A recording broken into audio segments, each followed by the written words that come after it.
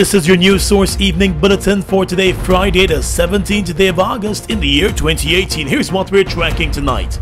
The Ministry of Education is pleased with the improvements that Guyanese students have made in a number of subject areas at the CXC Caribbean Secondary Education Certificate examinations. The official results were released today, showing improvements in the main subjects of mathematics and English, as well as in the science subjects. Improved performances have also been recorded in 16 subject areas, according to the Ministry of Education. Grades 1 to 3 passes in both English A and English B improved in 2018 with an increase of about 9% in English A and a significant increase, that would be 34% in English B. Education Minister Nicolette Henry.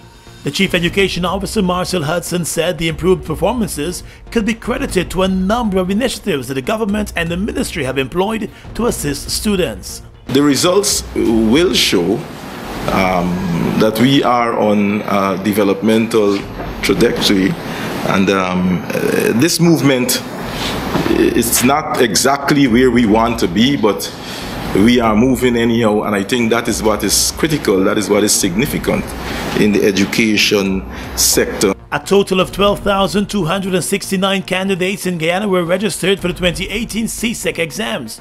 Of that number, just over 600 of them failed to gain passes in any of the subject areas. The Chief Education Officer said it is an issue that will be closely examined. Last year we didn't make that comparison, but we've actually looked at it now, and that will be something that we'll be addressing going forward, because it's very important to us. In the entire Caribbean region, over 11,000 students failed to gain any passes. Guyana's top performing student is Christian Pyle, who gained 19 grade 1s. He is from Queen's College and is closely followed by Shakira Bolo of Anna Regina Secondary, who gained 18 1s and 2 grade 2s. Over 200 students gained grade 1 passes in 8 or more subjects. More news in a moment. Summer is for selfies with lots of data from GTT. Activate a 3-day or more data plan to get up to 35% extra data and the chance to win big. LOL this summer with GTT, Guyana's #1 network. Summer is for friends, weekly prizes, and super summer getaways from Caribbean Airlines. So top up $1,000 or more and get 25% bonus credit plus a chance to win big. LOL this summer with GTT, Guyana's #1 network. Welcome back. The police constable who shot and killed a Brazilian minor in the Peruni district area in the interior region was charged with the man's murder today and remanded to jail. 23-year-old police constable Robert Daniels appeared in court this afternoon and was not required to enter a plea to the indictable murder charge. The policeman who once placed handcuffs on suspects found himself in handcuffs as he was taken before the chief magistrate and the murder charge was read to him. It was explained to the court that on the 12th of August at Peruni River Region 7, Daniels murdered Estavio Marquez Costa. The unarmed Brazilian minor was shot to the back of the head while the policeman was carrying out an unauthorized operation in the area. He had first claimed that the Brazilian minor had shot at him, but no other gun was recovered from the scene. Several eyewitnesses said he was the only one who did any shooting. The policeman's attorney, Patrice Henry, in a statement to the court, said he believes the investigation has been compromised. He said some statements appear to have been altered with regards to the number of gunshots that were heard. After listening to the lawyer's statements, the magistrate ordered that the policeman be remanded to jail. The case will come up again later this month. And 3 men were remanded to jail today while a teen was placed on $200,000 bail after they were allegedly busted with over 22 pounds of cocaine. The drug bust was conducted by the Customs Anti-Narcotics Unit. Appearing before the chief magistrate today were 49-year-old Denzel Parks, 47-year-old Ricardo Denhart, 24-year-old Patrick Ram, and a 14-year-old boy. They all told the court that they were not guilty. The court was told that on the 14th of August, in the parking lot of the Popeyes restaurant on Vlissingen Road, the 4 were found with 22 pounds of cocaine in their possession.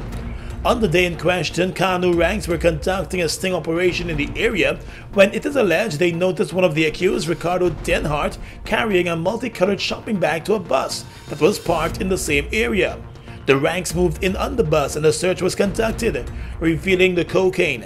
It was stashed at the back of the driver's seat. After listening to the facts of the matter, the Chief Magistrate remanded the three men to jail but granted bail in the sum of $200,000 to the 14-year-old boy. The matter will come up again later this month at the Georgetown Magistrates Court. An upset Minister of Public Telecommunications Cathy Hughes came before the national media today to correct what she says are inaccuracies that are being peddled about the catering bill for Parliament. Earlier this week, the Culture News reported that for every sitting of Parliament, the food catering bill stands at $700,000. The report created a firestorm on social media as it painted a picture of resources being wasted on the 65 members of Parliament. Then yesterday, Opposition Leader Barrett Jagdeo jumped into the controversy by stating that expensive liquor is also part of the menu in the members' lounge at Parliament. While the Parliamentary office did not officially respond to the reports, Minister Hughes said she could not sit back as a member of the House and allow the inaccuracies and lies to be making the rounds. We are not an irresponsible group of people. It is not 65 MPs eating $700,000 worth of food every single sitting. I would not be sitting in the Parliament and tolerating that. Most of the members of Parliament, and I'm friends with some of them on the opposition side, would not be sitting down and tolerating that. With regards to Mr. Jagdeo's contention that liquor was also part of the menu, Minister Hughes said that is a total lie and fake news. This is the height of fake news, because you're suggesting that 65 people are eating $700,000 worth of food. And of course, we see a newspaper article that mentions just that not once mentions how many people are actually eating the food. And then, of course, we got our good friends at Them Boys Say that will run articles about the MPs eating and getting fat. This is totally unacceptable. The Minister of Public Telecommunications said she would not be sitting in the Parliament if the figures were exorbitant. She challenged journalists to always put out the entire story in the presentation of the news. Finally, this evening, a post-mortem examination conducted on the body of the 32-year-old Vietnamese national who was found dead in the compound of the Durban Backlands Hotel construction site has found that the injuries to his head are consistent with a fall. The examination was conducted today by Dr. Nihal Singh. Two persons were initially held for questioning following the discovery of the man's lifeless body. It is likely that they will now be released. The construction site is located just next door to the Chinese embassy, and it is believed that a Chinese businessman is behind the hotel and shopping mall project. And that's the news for tonight. Gordon Mosley reporting.